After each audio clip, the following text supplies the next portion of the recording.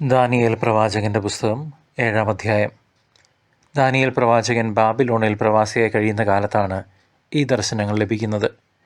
ലോകശക്തികൾ ദൈവജനത്തെ അടിച്ചമർത്തുന്ന ഒരു ഭയാനകമായ അന്തരീക്ഷം അന്നുണ്ടായിരുന്നു. ഈ ദർശനങ്ങൾ അക്കാലത്തെ യഹൂദ സമൂഹത്തിന് വലിയ പ്രത്യാശയും ധൈര്യവും നൽകി. വിജാതീയ രാജാക്കന്മാർ മാറി മാറി ഭരണം നടത്തുകയും ദൈവജനത്തെ പീഡിപ്പിക്കുകയും ചെയ്യുമ്പോൾ ഈ ലോകത്തിലെ ഭരണങ്ങൾ ശാശ്വതമല്ലെന്ന് ദാനിയേൽ ഓർമ്മിപ്പിക്കുന്നു. സമുദ്രത്തിൽ നിന്ന് ഉയർന്നു വരുന്ന 4 ഭയങ്കരമായ മൃഗങ്ങൾ, സിംഹം, കരടി, പുള്ളിപ്പുലി, ഭയങ്കരനായ 4ാമത്തെ മൃഗം, ഈ ലോകത്തിലെ സാമ്രാജ്യങ്ങളെയും അവയുടെ ക്രൂരതയെയും പ്രതീകപ്പെടുത്തുന്നു. മനുഷ്യൻ തൻ്റെ ശക്തിയിൽ അഹങ്കരിക്കുമ്പോൾ ദൈവം സർവശക്തനാണെന്ന വലിയ സത്യം ഈ അധ്യായം വെളിപ്പെടുത്തുന്നു. ദാനിയേൽ 7-ാം അധ്യായത്തിലെ ദർശനം നമ്മെ പഠിപ്പിക്കുന്നത് ഈ ലോകത്തിലെ അന്ധകാര ശക്തികൾക്കും പീഡനങ്ങൾക്കും മീതെ ദൈവത്തിൻ്റെ പരമാധികാരം നിലനിൽക്കുന്നു എന്നാണ്. നാം നേരിടുന്ന പ്രതിസന്ധികൾ വലുതാകാം, എന്നാൽ ദൈവത്തിൻ്റെ വാഗ്ദാനങ്ങൾ അതിനേക്കാൾ ഒക്കെ വലുതാണ്. ലോകശക്തികൾ ദൈവജനത്തിനെതിരെ തിരിയുമ്പോൾ ഭയപ്പെടാതെ ദൈവത്തിൽ ആശ്രയിക്കാനുള്ള വിശ്വാസം നാം ഓരോരുത്തരും ആർജിക്കണം. ഈ ലോകത്തിലെ ഭരണകൂടങ്ങൾ താൽക്കാലികമാണെന്നും ദൈവരാജ്യം മാത്രമാണ് നിത്യമെന്നും വിശ്വസിക്കുന്നത് നമുക്ക് ശക്തി പകരുന്നു. അതിനാൽ നശ്വരമായതിലല്ല, അനശ്വരമായ ദൈവരാജ്യത്തിലാണ് നമ്മുടെ പ്രത്യാശ വയ്ക്കേണ്ടത്. ദാനിയേലിൻ്റെ ദർശനത്തിലെ മനുഷ്യപുത്രനെ പോലെ ഒരുവൻ വരുന്നത് സ്വർഗത്തിൽ നിന്നാണ്, അല്ലാതെ ഭൂമിയിൽ നിന്നല്ല. പുരാതനായവൻ്റെ അടുത്തേക്ക് വരികയും സകല ആധിപത്യവും മഹത്വവും രാജ്യവും അവന് നൽകപ്പെടുകയും ചെയ്യുന്നു. ഈ ദർശനം ക്രിസ്തുവിൻ്റെ സ്വർഗാരോഹണത്തെയും അവിടുത്തെ മഹത്വീകരണത്തെയും മുൻകൂട്ടി കാണിക്കുന്നു എന്ന് കത്തോലിക്കാ സഭ പഠിപ്പിക്കുന്നു. ലോകശക്തികൾ അടിച്ചമർത്തുകയും മാറ്റങ്ങൾ വരുത്താൻ ശ്രമിക്കുകയും ചെയ്യുമ്പോൾ അന്തിമമായ വിധി ദൈവത്തിൻ്റെ കയ്യിലാണെന്ന് ഇത് ഓർമ്മിപ്പിക്കുന്നു. മനുഷ്യപുത്രൻ എന്ന പ്രയോഗം യേശുക്രിസ്തു തൻ്റെ സുവിശേഷങ്ങളിൽ സ്വയം വിശേഷിപ്പിക്കാൻ ഉപയോഗിച്ചത് ഈ ദാനിയേൽ പ്രവചനത്തെ അടിസ്ഥാനമാക്കിയാണ്.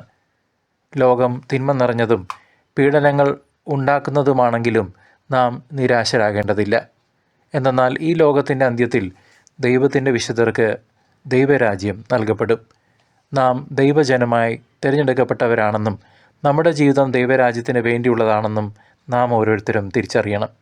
ഈ ലോകത്തിലെ പ്രലോഭനങ്ങളിൽ വീഴാതെ ദൈവകൽപ്പനകൾ അനുസരിച്ച് ജീവിക്കാൻ നാം അനുദിനം ശ്രദ്ധിക്കണം. നന്മയും തിന്മയും തമ്മിലുള്ള അന്തിമവിധി വരാനിരിക്കുന്നു എന്നതിനാൽ നമ്മുടെ ജീവിതം വിശുദ്ധിയിൽ നയിക്കാൻ നാം പരിശ്രമിച്ചേ മതിയാവൂ.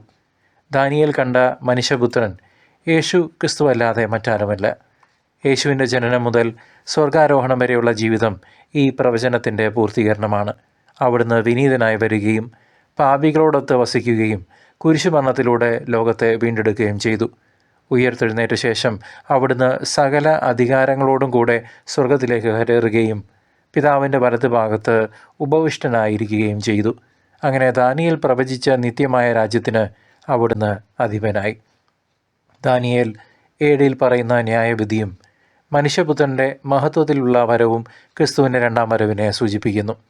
അവിടുന്ന് പെട്ടെന്ന് വരും എന്ന തിരുവചനം നമ്മെ പഠിപ്പിക്കുന്നു. അതിനാൽ നാം എപ്പോഴും ഒരുക്കത്തോടെ ജീവിക്കണം. പാപത്തിൽ നിന്ന് അകന്ന് പ്രാർത്ഥനയിലും വിശുദ്ധിയിലും നമ്മുടെ ജീവിതം ക്രമീകരിക്കണം. എളിമയോടെ ദൈവഹിതം നിറവേറ്റി അവിടുത്തെ രാജ്യത്തിൻ്റെ അവകാശികളാകാൻ നാം യോഗ്യത നേടണം. ലോകാവസാനം എപ്പോൾ വേണമെങ്കിലും സംഭവിക്കാം എന്നതിനാൽ നാം ആത്മീയമായ ഉണർവോടെ കാത്തിരിക്കണം. സഹോദരങ്ങളെ, ദാനിയേൽ 7-ാം അധ്യായം നമുക്ക് നൽകുന്ന സന്ദേശം ഇതാണ്: ലോകശക്തികൾ എത്ര വലുതായാലും ദൈവത്തിൻ്റെ രാജ്യം ശാശ്വതമാണ്. യേശുക്രിസ്തു നമ്മുടെ രാജാവും രക്ഷകനുമാണ്. അവിടുന്ന് വീണ്ടും വരാൻ പോകുന്നു. ഈ സത്യത്തിൽ വിശ്വസിച്ച് പ്രത്യാശയോടെയും ഒരുക്കത്തോടെയും ജീവിക്കാൻ നമുക്ക് പരിശ്രമിക്കാം. അവിടുത്തെ 2ാം വരവിനായി കാത്തിരിക്കുന്ന വിശുദ്ധരുടെ ഗണത്തിൽ നാം ഓരോരുത്തരും ഉൾപ്പെടട്ടെ. ദൈവത്തിൻ്റെ അനന്തമായ കരുണയിലും നീതിയിലും ആശ്രയിച്ച് നമ്മുടെ ജീവിതം അവിടുത്തേക്ക് സമർപ്പിക്കാം. ആമേൻ.